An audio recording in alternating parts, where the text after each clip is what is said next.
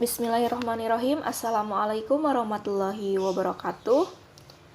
Izin memperkenalkan diri, nama saya Santi Laila Sari dengan NIM 11870200061. Di sini saya akan membahas tentang substitusi basa nukleotida dan insersi penyisipan atau delesi penghapusan.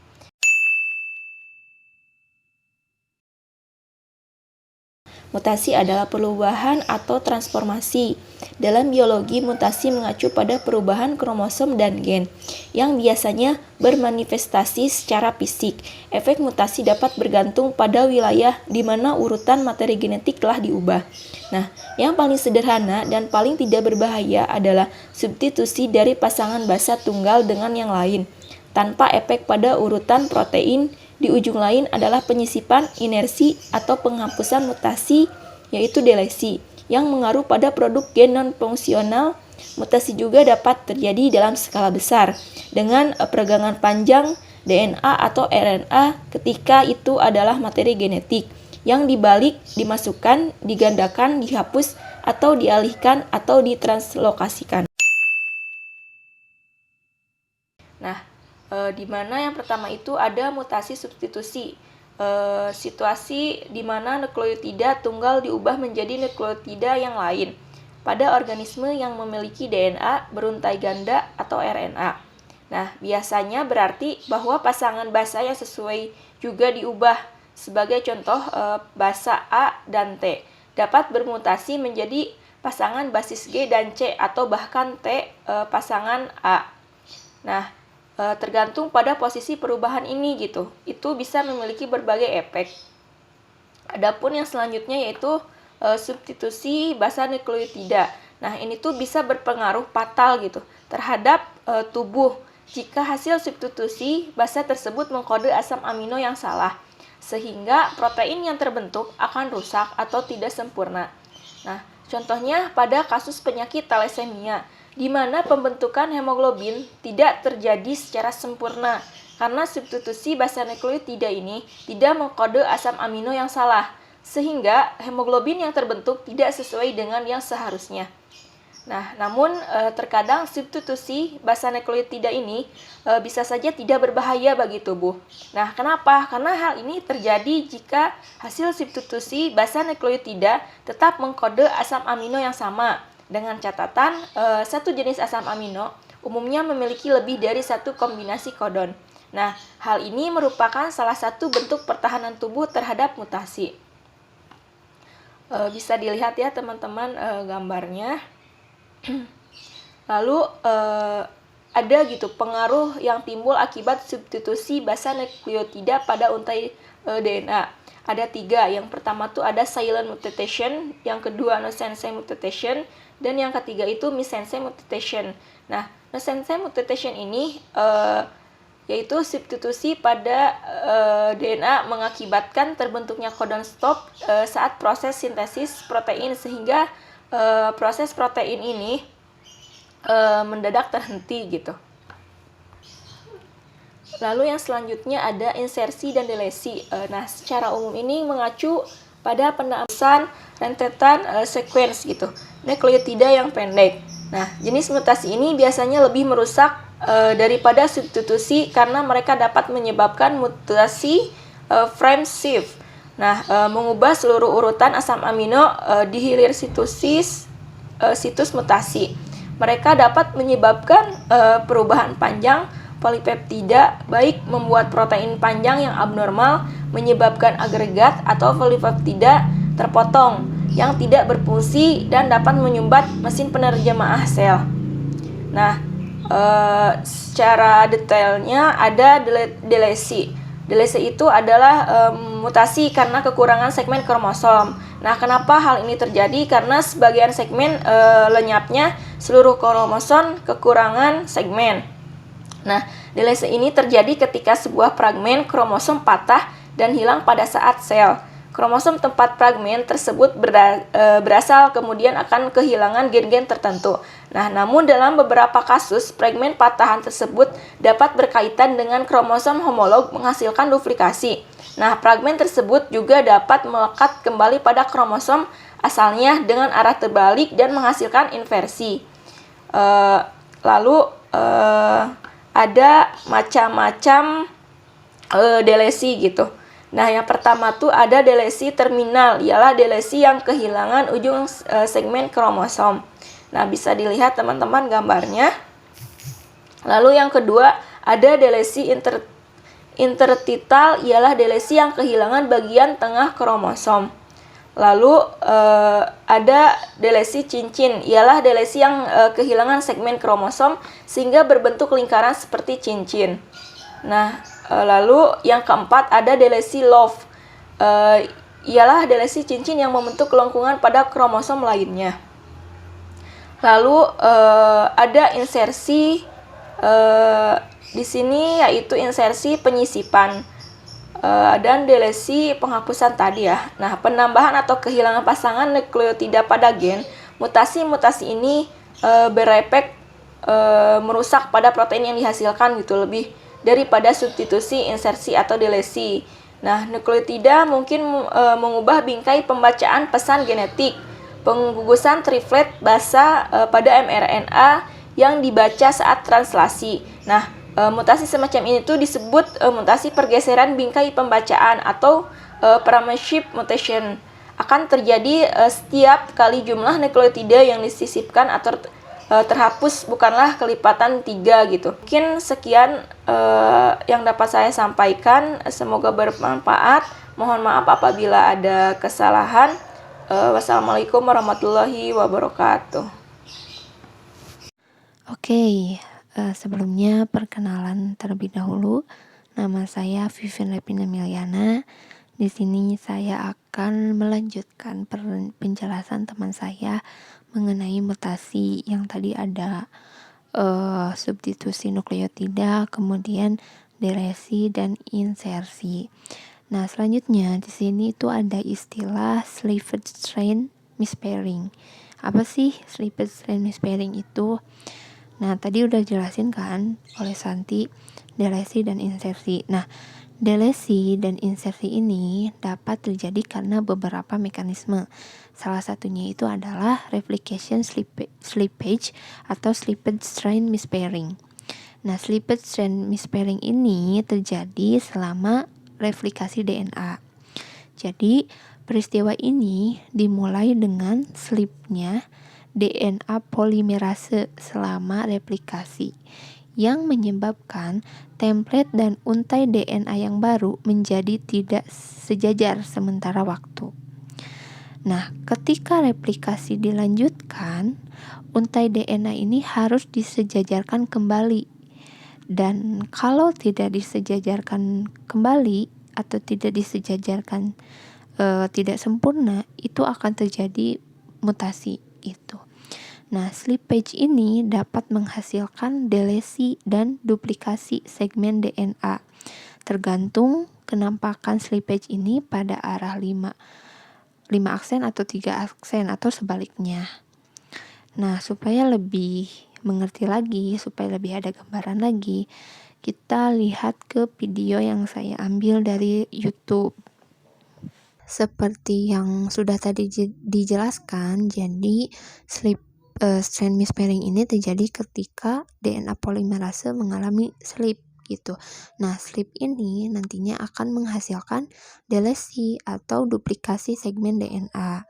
Nah, salah satunya di video tersebut itu sequence DNA-nya mengalami repeat atau pengulangan gitu. Jadi ditandai dengan warna ungu. Di sana ada pengulangan sequence CCC gitu ya. Kemudian di sebelah kanannya juga ada CCC. Nah, pengulangan ini otomatis nantinya salah satu sequence-nya itu akan membentuk loop gitu ya, membentuk loop untuk mensejajarkan kembali itu. Nah, loop ini nantinya akan dipotong oleh enzim sehingga ada sequence DNA yang hilang gitu ya. Nah, hilangnya sequence tersebut itu akan berdampak pada proses penerjemahan nanti yang nantinya akan menghasilkan protein yang berbeda. Nah, biasanya slip strand mispairing ini terjadi di tengah codon atau di tengah sequence itu. Nah, ketika terjadinya slip strand mispairing di tengah codon ini, kan nanti bakal terbentuk loop gitu ya. Nah, loop ini kan nantinya bakal hilang gitu oleh enzim. Nah, akibatnya itu kan pengurangan sequence DNA yang berakibatkan nantinya pembacaan tripletnya itu akan berbeda. Dan ketika pembacaan tripletnya berbeda, maka asam amino atau protein-protein yang dihasilkannya pun akan berbeda. Nah, itu adalah salah satu dampak dari slip strand mispairing. Selanjutnya, itu ada istilah gene conversion atau konversi gen. Nah, apa konversi gen ini? Nah, jadi dalam proses rekombinasi DNA itu akan terbentuk daerah atau struktur heteroduplex. Nah, apa itu heteroduplex? Ya, jadi heteroduplex ini adalah daerah terjadinya proses pertukaran sequence DNA atau terjadinya rekombinasi DNA ini. Jadi pertukaran sequence DNA. Nah, kan sequence DNA ini terdiri dari basa-basa nitrogen ya, purine dan pirimidin, dan itu harus berpasangan. Tetapi ada basa yang tidak berpasangan yang akan muncul di dalamnya pada saat terjadi rekombinasi. Nah, secara lokal itu akan mengganggu struktur helix ganda DNA. Nah, gangguan ini akan dikenali oleh sistem enzim khusus yang bekerja sebagai perbaikan eksisi. Nah, mereka atau enzim-enzim tersebut akan mengoreksi basa yang tidak berpasangan dalam heteroduplex. Mereka akan menghilangkan basa yang tidak berpasangan dalam satu untai DNA dan membangun celah yang dihasilkan dalam template dari alel lain di untai komplementernya atau pasangannya, sehingga mengubah satu alel menjadi alel lain. Nah, fenomena ini telah lama dikenal sebagai konversi gen gitu. Nah, supaya kita lebih memahaminya lagi, kita akan kembali melihat videonya yang diambil dari YouTube. Nah, ini adalah gambaran DNA yang sedang mengalami atau sedang terjadi proses rekombinasi atau pertukaran sequence DNA. Nah, akan terbentuk struktur heteroduplex. Nah, di daerah atau struktur heteroduplex itu akan ada basa nitrogen yang tidak saling berpasangan gitu. Nah, harusnya kan basa nitrogen itu harus berpasangan. Kalau misalkan C dengan G, kemudian A dengan T. Nah, itu harus berpasangan. Nah, namun di sini itu tidak berpasangan gitu, ditunjukkan dengan warna yang beda. Nah, di sana bakal ada enzim untuk mengubahnya supaya bisa berpasangan.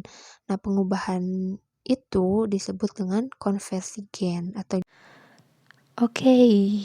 Nah, untuk pembahasan selanjutnya kita akan membahas mengenai proses atau mekanisme rekombinasi homolog. Nah, mungkin teman-teman udah pada tahu nih, pernah dengar gitu rekombinasi homolog. Tapi apa sih pengertian dari rekombinasi homolog sebelum kita membahas mengenai proses atau mekanisme rekombinasi homolog itu sendiri gitu. Kita perlu tahu apa itu rekombinasi homolog, apa tujuannya, kemudian di mana tempat terjadinya. Nah, kita perlu tahu itu dulu. Oke, jadi rekombinasi homolog itu adalah proses yang melibatkan pertukaran molekul DNA antara bagian genom yang serupa atau identik. Nah, dari pengertian itu ada kata-kata yang harus digarisbawahi dan harus diingat. Pertama, ada kata pertukaran molekul DNA, kemudian genom yang serupa atau identik. Nah, jadi rekombinasi homolog ini merupakan proses yang melibatkan sekuens DNA untuk melakukan pertukaran yang terjadi antara genom yang serupa atau identik. Nah, jadi proses ini terjadi apabila genomnya itu serupa atau identik. Nah, dianggap homolog ketika mereka berbagi urutan yang sama atau identik lebih dari 100 pasang basa. Sepasang kromosom homolog itu mengandung kromosom dengan panjang yang sama, kemudian posisi gen yang sama, dan lokasi sentromer yang sama. Nah, bisa dilihat di gambar, itu merupakan gambaran dari kromosom yang homolog. Jadi, panjangnya sama, gen-gen yang ada di dalam kromosom itu sama, kemudian letak sentromer yang tengah itu sama. Pada makhluk hidup, semua DNA itu dianggap sebagai DNA rekombinan. Jadi makhluk hidup yang sekarang, baik itu manusia, hewan, tumbuhan, kemudian bakteri, bahkan virus, itu DNA mereka itu merupakan hasil dari rekombinasi. Nah, jadi pertukaran materi genetik antara kromosom ini terjadi terus-menerus. Terjadi proses pencampuran dan mengatur ulang gen dalam kromosom. Nah, kapan terjadinya rekombinasi homolog ini? Nah, proses ini jelas terjadi pada meiosis, khususnya pada fase di mana kromosom dipasangkan dalam pembelahan sel pertama. Nah, pada tahap ini terjadi pertukaran materi genetik atau antara kromosom. Nah, jadi rekombinasi homolog ini terjadi pada tahap meiosis gitu. Nah, rekombinasi homolog ini dianggap sebagai salah satu mekanisme utama yang memungkinkan stabilitas genom. Jadi, rekombinasi homolog ini hadir di semua domain kehidupan. Tadi yang sudah saya jelaskan. Jadi, di manusia, di tumbuhan, di hewan, kemudian bakteri, bahkan virus pun gitu.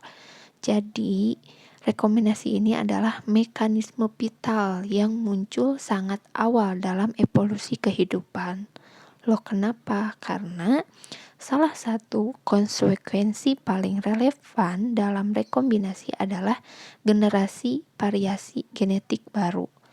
Bersama dengan mutasi, rekombinasi homolog ini dan mutasi adalah dua proses yang menghasilkan variasi pada makhluk hidup. Ingat bahwa variasi adalah bahan mentah untuk evolusi. Nah, selain untuk menghasilkan variasi genetik gitu ya. Nah, rekombinasi homolog ini juga merupakan suatu peristiwa yang memungkinkan perbaikan dalam DNA, memungkinkan pemulihan urutan yang hilang gitu. Nah, bagaimana sih proses terjadinya rekombinasi homolog ini? Nah, supaya kita lebih memahami, supaya mudah memahaminya, kita bakal langsung aja lihat dari video yang saya ambil dari YouTube dari channel Gen. Nah, jadi rekombinasi homolog ini dimulai dengan pemutusan di salah satu untai molekul DNA kromosom. Nah, apabila kita lihat di gambar yang warna hijau itu merupakan sekuens DNA yang patah, kemudian hilang dari DNA.